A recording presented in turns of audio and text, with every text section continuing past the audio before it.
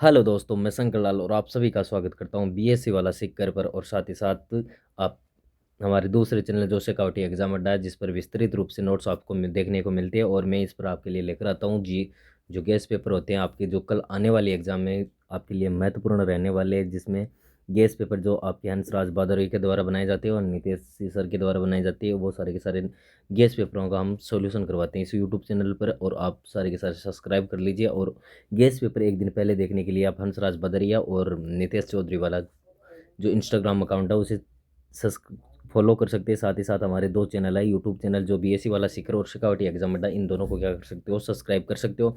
BSc वाला channel पर आपके किसी कारणवश कोई कोई भी आपको क्लास नहीं मिलती है, तो सिक्योरिटी एग्जाम अड्डा पर वो क्लास आपको मिल जाएगी।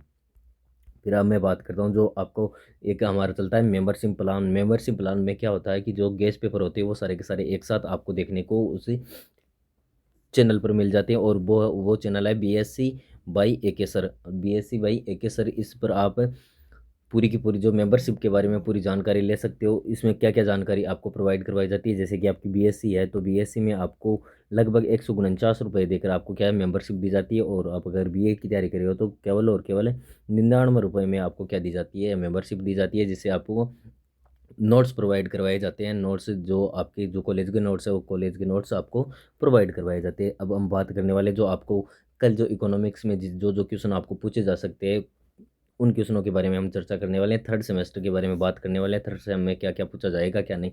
जिसमें आपका पहला पहला क्वेश्चन रहने वाला है कि जो आपका जेन फॉर फ्रॉम ट्रेड है, जो आपका व्यापार से होने वाले लाभ कौन कौन से क्या है, लाभ जो व्यापार से लाभ प्राप्त होता है वो क्या होता है क्या नहीं होता है। अर्थशास्त्र में व्यापार से लाभ, जेन फ्रॉम ट्रेड से अभिप्राय उन सभी शुद्ध लाभों से है जो आर्थिक एजेंटों जैसे व्यक्ति है, देश है, व्यवसाय को एक दूसरे के साथ स्वैच्छिक व्यापार करने की अनुमति मिलने से प्राप्त होते हैं। क्या बोल रहा है ये बोल रहा है कि जो आपकी व्यक्ति है, जैसे कि दो व्यक्ति आपस में क्या कर रहे हैं, कोई व्यापार कर रहे हैं और उन दोनों के बीच में क्या है, अनुमति या सहमति है, सहमति से व्यापार करें। व्यापार में इन दोनों के बीच में जो लागत मूल्य पर जितना बेनिफिट प्राप्त होता है वो क्या होता है, व्यापार लाभ होता है। ठीक है, नेक्स्ट की हम बात करें। नेक्स्ट अगर बात करें तो नेक्स्ट है मुक्त व्यापार। फ्री ट्रेड क्या है, फ्री ट्रेड के बारे में आप, मुक्त व्यापार जो होता है वो क्या है, तो मुक्त व्यापार आप सभी जानते हो कि किसी भी प्रकार का कोई टैक्स ना हो, किसी को दो देशों के बीच में किसी समझौते के आधार पर किया गया व्यापार, जो किसी ना कोई सीमा कर हो ना कुछ और हो, ना पलायन करो, कुछ भी कर ना लगा हो, वो क्या होता है, फ्री ट्रेड होता है आपका। ठीक है, फ्री ट्रेड के बाद में आप याद रखना, क्या याद रखोगे, है ना, संरक्षण नीति, प्रोटेक्शन। जो प्रोटेक्शन का अर्थ क्या होता है, जो प्रोटेक्शन पॉलिसी होती है वो क्या होती है, इकोनॉमिक्स में जो प्रोटेक्शन प्रोटेक्शन पॉलिसी होती है वो क्या होती है, संरक्षण नीति है वो क्या होती है। तो इसका अर्थ ये होता है कि किसी भी प्रकार की हानि, क्षति और विनाश से बचाव के लिए बनाई गई योजना, नियम, सिद्धांत। जैसे कि आप कोई व्यापार कर रहे हो, व्यापार में आपको कितना नुकसान होगा, कितनी क्षति होगी, कितना विनाश होगा, इन सारे से बचने के लिए आप पहले क्या कर लेते हो, योजना बना लेते हो, नई पॉलिसी बना लेते हो, या आप किसी भी प्रकार से सिद्धांत बना लेते हो, तो उसे क्या कहा जाता है, आपकी संरक्षण की नीति या प्रोटेक्शन ऑफ पॉलिसी कहा जाता है। चौथे की क्वेश्चन की अगर हम बात करें तो चौथा क्वेश्चन क्या पूछा जा सकता है, डब्ल्यूटीओ की स्थापना पूछी जाती है।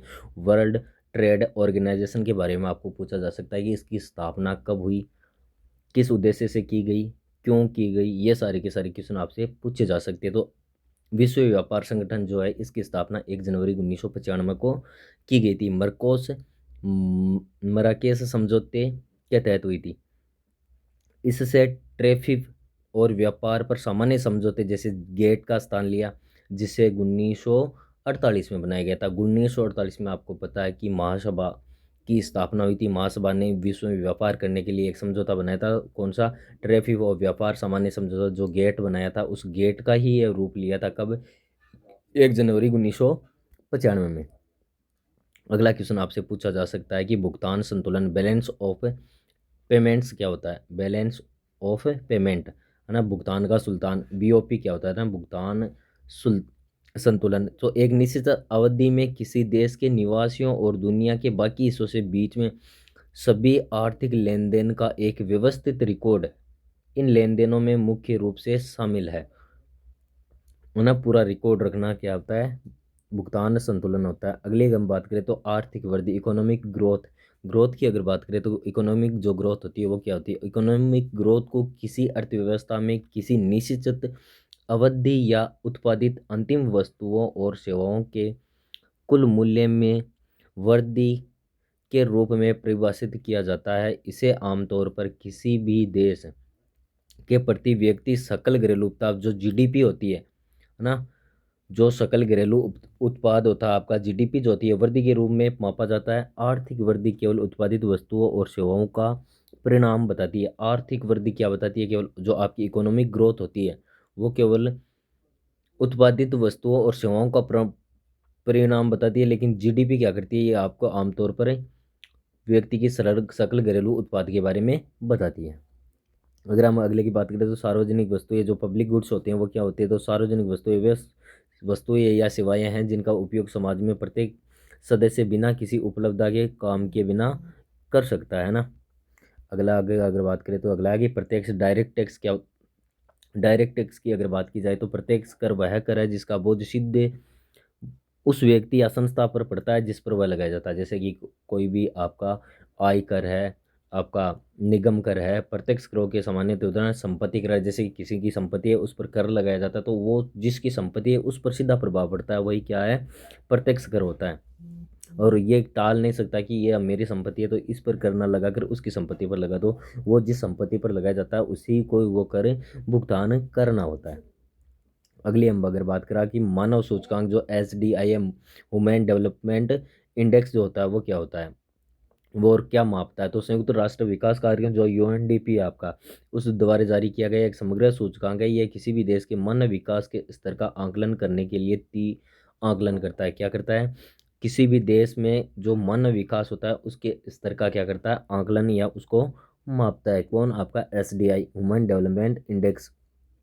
10वां क्वेश्चन है सतत विकास जो सस्टेनेबल आपका डेवलपमेंट है से क्या आशय है? तो सतत विकास से का आशय ऐसे विकास से है जो भविष्य की पीढ़ियों की अपनी आवश्यकताओं को पूरा करने की क्षमता से समझौते किए बिना वर्तमान की अवधारणा को पूरा करता है।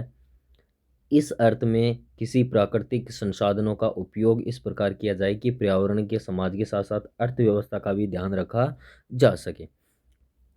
अब आपको 10 नंबर वाले क्वेश्चन क्या क्या पूछे जा सकते हैं उन क्वेश्चनों के बारे में बात करें तो है व्यापार से होने वाले लाभों से व्याख्या कीजिए कि जो हम ट्रेड करते हैं उन ट्रेड से क्या क्या बेनिफिट होते हैं, क्या क्या प्रॉफिट होते हैं, उनके बारे में कौन कौन से। तो व्यापार से कई लाभ होते हैं जिनमें से कुछ प्रमुख है जो आपके लिए मैं लेकर आया हूँ।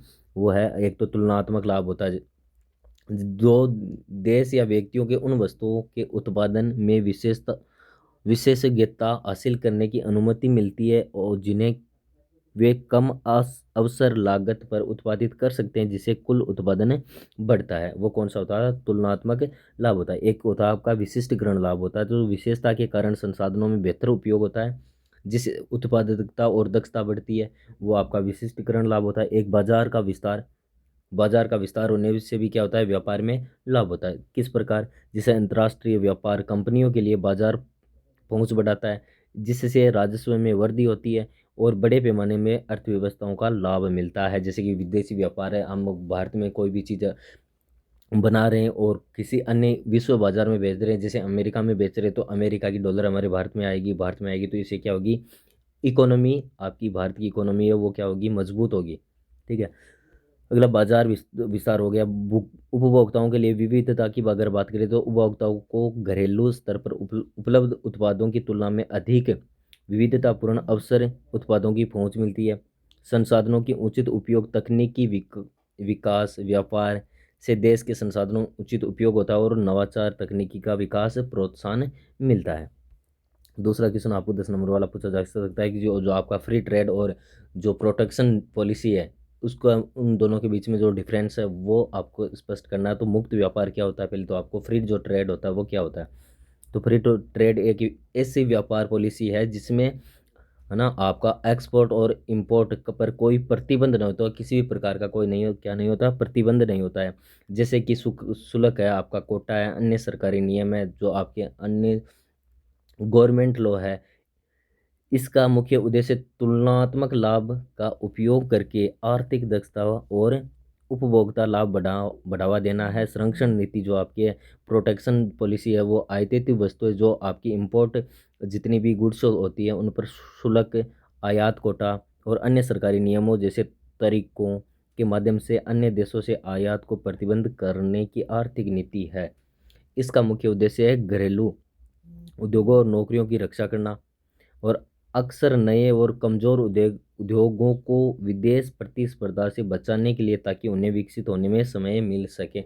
जैसे आप कोई नया कोई उद्योग स्टार्ट कर रहे हो और नए उद्योग को सीधे सीधे बाजार में उतार दो, अंतर्राष्ट्रीय बाजार में उतार दिया जाए, या अंतर्राष्ट्रीय बाजार के चपेट में आने से वो विलुप्त हो सकता है, तो इससे बचाने के लिए आपको प्रोटेक्शन पॉलिसी अपनानी होती है। फिर आपसे अब भुगतान का संतुलन जो बीओपी है वो पूछा जा सकता है। फिर आपसे आर्थिक वृद्धि और आर्थिक विकास का अंतर पूछा जा सकता है। फिर आपको जो इकोनॉमिक डेवलपमेंट है उसके प्रमुख कारक कौन कौन से वो पूछे जा सकते हैं। सारे के सारे आपको सीरीज में मिल जाएंगे, सीरीज में लगा लीजिए और पढ़ कर चले जाइए। संतुलित विकास और असंतुलित विकास की अवधारणा को समझाइए। सामाजिक वस्तुएं एवं निजी वस्तुएं में अंतर स्पष्ट कीजिए, ये पूछा जा सकता है। प्रत्यक्ष कर और अप्रत्यक्ष कर जो आपका डायरेक्ट और इनडायरेक्ट टैक्स होता है उसके बारे में जो डिफरेंस होता है वो पूछा जा सकता है। फिर आपसे पूछा जा सकता है, क्या पूछा जा सकता है, मानव विकास सूचकांक जो ह्यूमन डेवलपमेंट इंडेक्स है उसके घटक कौन कौन से वो पूछे जा सकते हैं। फिर आपके 20 नंबर वाले क्वेश्चन में क्या क्या पूछा जा सकता है, तो मुक्त व्यापार संरक्षण नीति की है ना, फ्री ट्रेड और जो आपकी प्रोटेक्शन पॉलिसी है उसकी विस्तार से व्याख्या करवाई जा सकती है। जो आपका फ्री ट्रेड है उसके पक्ष और विपक्ष में तर्क प्रस्तुत करवाए जा सकते हैं। फिर आपका 2 नंबर का जो क्वेश्चन है वो पूछा जा सकता है, जो WTO है उसकी स्थापना कैसे, उद्देश्य क्या है, विकासशील देशों पर उसका क्या क्या प्रभाव पड़े, उनके वर्णन करवाया जा सकता है। आर्थिक विकास से अभिप्राय है, ये आपका चौथा क्वेश्चन है कि जो इकोनॉमिक डेवलपमेंट है उसे क्या क्या, उसका क्या आशय है, उसकी क्या परिभाषा है वो पूछी जा सकती है। आर्थिक विकास के प्रमुख कारकों का विस्तार से व्याख्या करवाई जा सकती है।